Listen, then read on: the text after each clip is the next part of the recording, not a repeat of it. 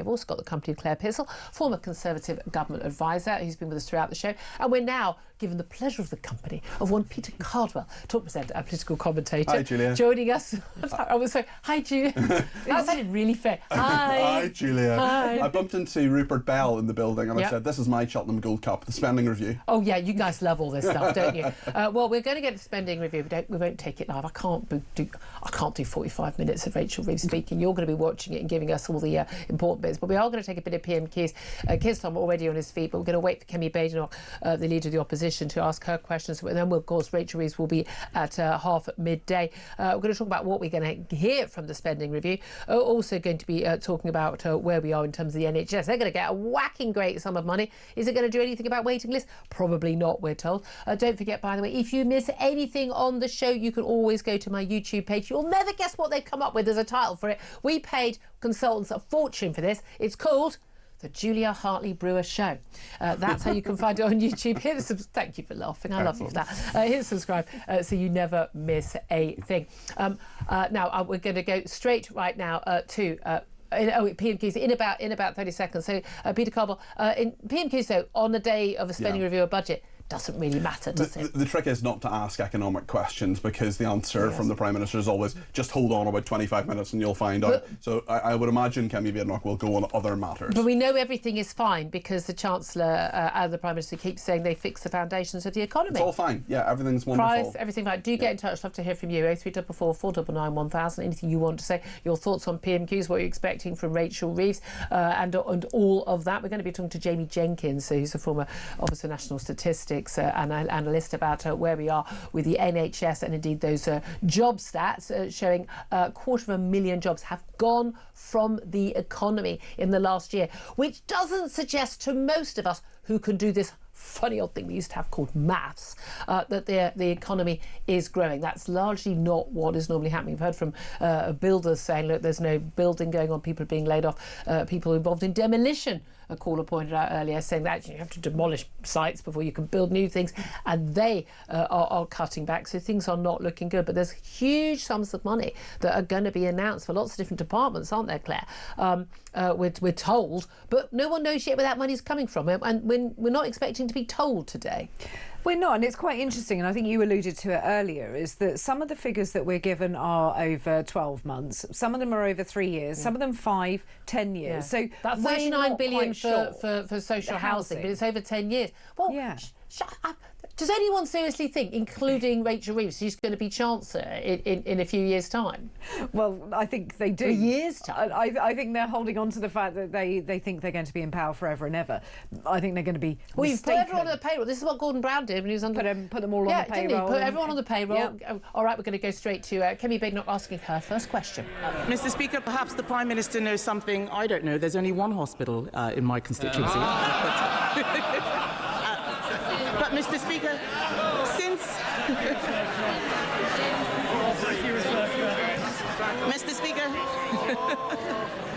since Labour took office, Mr. Speaker, inflation has nearly doubled, growth has halved, and unemployment has surged.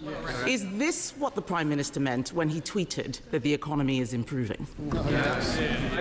Mr. Speaker, since the general election, 500,000 more people are in work. And I know she doesn't mention that. She's fixated on talking Britain down. We're investing in the future. Mr. Speaker, even in the last 2 weeks, the Strategic Defence Review, 30,000 new jobs building submarines. Yesterday, the sizable announcement, 10,000 new jobs. Tens of thousands of construction jobs building the social and affordable housing that was announced this morning. That's the difference that Labour makes in government. Mr. Speaker, he must be talking about a different economy. All of us in this House heard about unemployment increasing. Unemployment has increased every month since Labour took office. Last year, he said he was taking the winter fuel payment away to balance the books. But the books are not balanced. In fact, they are worse. This year, the deficit is forecast to be £10 billion higher since the budget. Not since last year's election, since the budget. In what way are the books now balanced? Mr. Speaker, she's obviously missed the interest rate cuts, the growth figures for earlier this year, the huge... the Strategic Defence Review, local transport, £15 billion going in, free school meals, Sizewell, social housing. Mr. Speaker, but she stands there to lecture us, and I say Liz Truss is obviously back in vogue, advising reform officially now, haunting the Tories, and I remind her that the Shadow Home Secretary, I think he was then Chief Secretary to the Treasury, he gave the Liz Truss budget, Mr. Speaker, 9.5 out of 10. The Leader of the Opposition said what was wrong with Liz Truss's budget was not necessarily the package, that was all right, it was the way it was sold. They've learned absolutely nothing. Kemi Badenoch. Mr. Speaker, he loves talking about Liz Truss because he loves talking about Liz Truss. Why? Why? Because he wants to hide from his own economic record. He's a coward. He's a coward.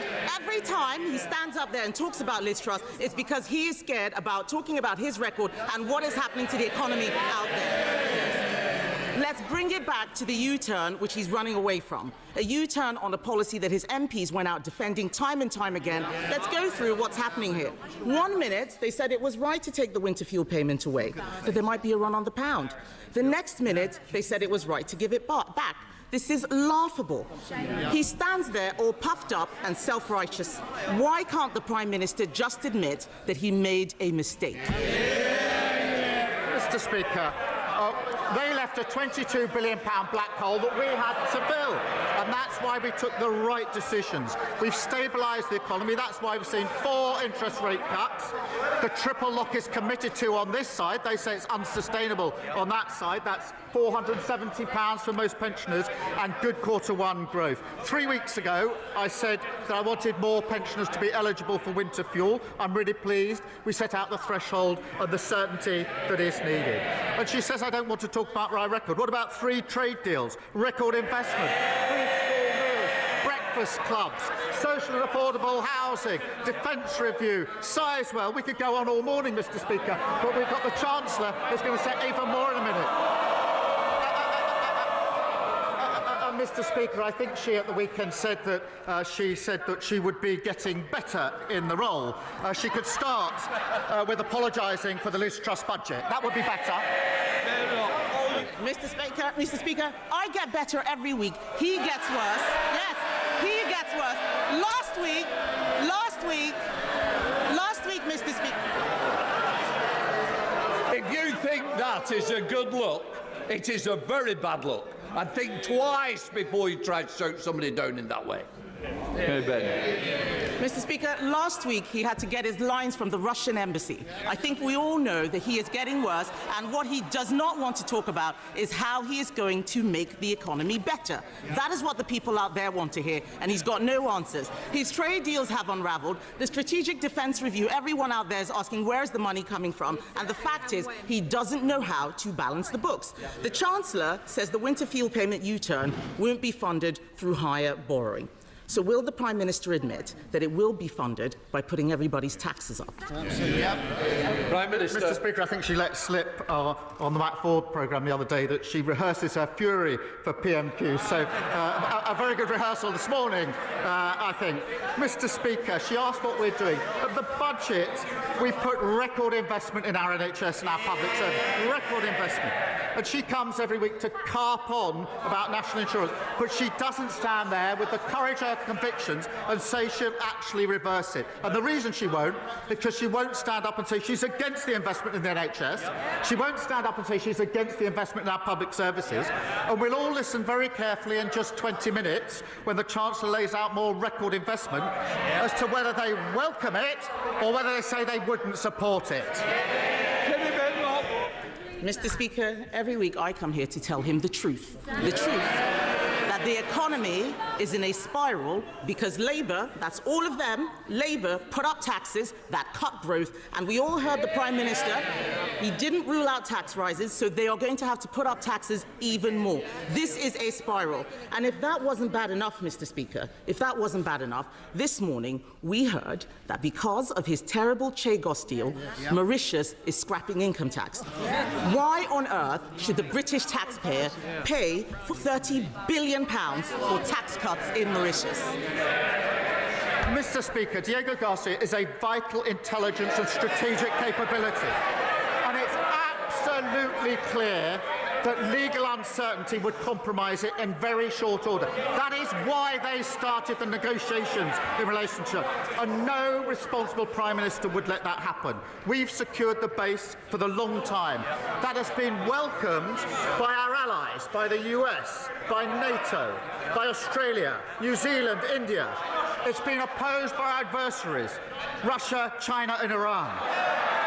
And in the second column, we add reform, following Putin, and the Tories following reform.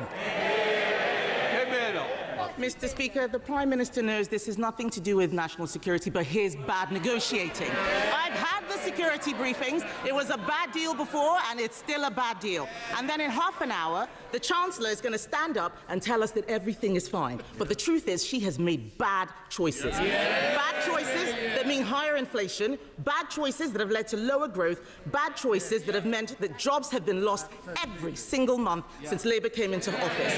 That's hundreds of thousands of families who've lost their income in Stoke, in Grangemouth, in Luton. Those are their constituencies, businesses across the country.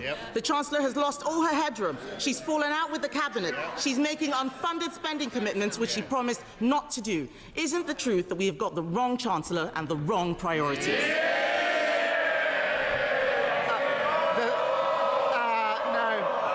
The wrong choice they made was making her Leader of the Opposition. Richard Bergen. Thank you, Mr. Speaker. OK, well, Richard, there's a good opportunity to come out of PMQs. Richard Bergen's on his feet. I mean, that was a signal if there was one. That was quite lively. Again, there is no love lost between those two people, the Leader of the Opposition and the Prime Minister. By the way, Keir Starmer, should you get to watch this later, if you go to my YouTube page, and you really should, you'd learn a lot.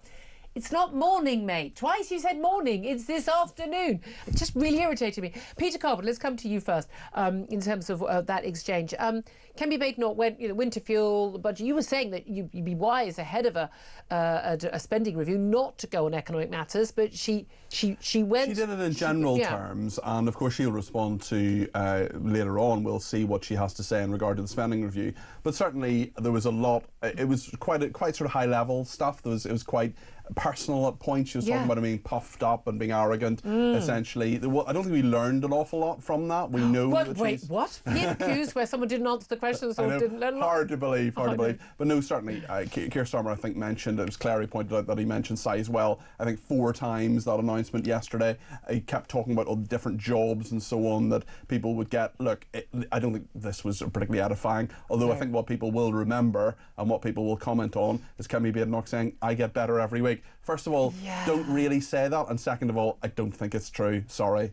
Yeah, Claire, you and I, Claire Pearsall, obviously your former Conservative government advisor, we both sort of winced when she said, Whole body cringe. Whole body cringe. But I'm so much better. I disagree. I think she has been coming out fighting and she's looking more energised. And I think there's a lot of people behind the scenes saying, she's got to come out with the same level of energy that Robert Jenrick, of course, the man who came second in the leadership contest, has been showing. His videos, goodness me, that video he did when he was tackling fare dodgers on the London Tube. 15 million views online. I mean, huge. 15 million. Really, and again, the classic, all the people going, oh, why is he doing this? Because he's a shadow justice secretary, it's reasonable. But yeah, I thought she rather undermined herself with that comment. Yes, she did. You never go out there and do that. You never go and say, well, I'm getting better. Don't puff yourself up when you're accusing someone else of being puffed up. Don't do it. You just need to go out there. You need to be consistent, and I think that's what she doesn't have at the moment, is consistently coming out with the right level of questioning and the right energy. And there's that difficulty with 6 questions, isn't it? I mean, remember the horror of Jeremy Corbyn standing up. Or did wrong foot Prime Minister at the time when he first said, when he would say, so I've had an email from Jane in Corby, who and you couldn't guess what the questions were going to be. Made it very difficult to prepare for. But I think, the Prime Minister would have prepared for stuff on the economy today anyway.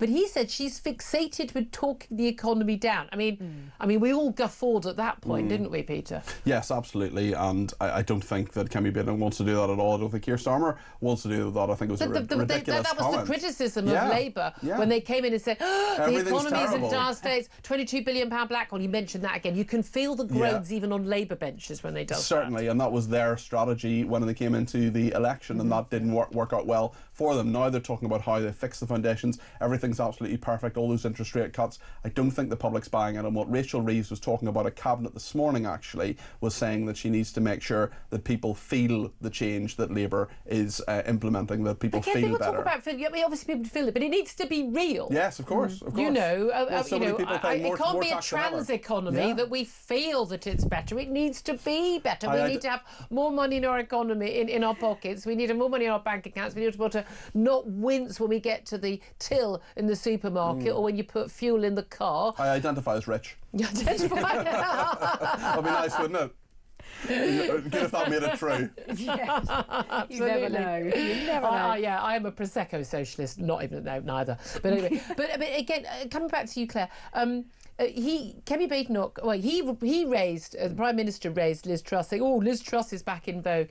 They know that that's very powerful. And Kemi Badenoch says, he loves talking about Liz Truss to hide from his own economic record. The Liz Truss issue is a very big issue. Lots of people who've been paying attention will point out that, A, borrowing costs are higher now, and what we're having to pay on those 10-year gilt deals is higher now than it was when Liz Truss' budget came out.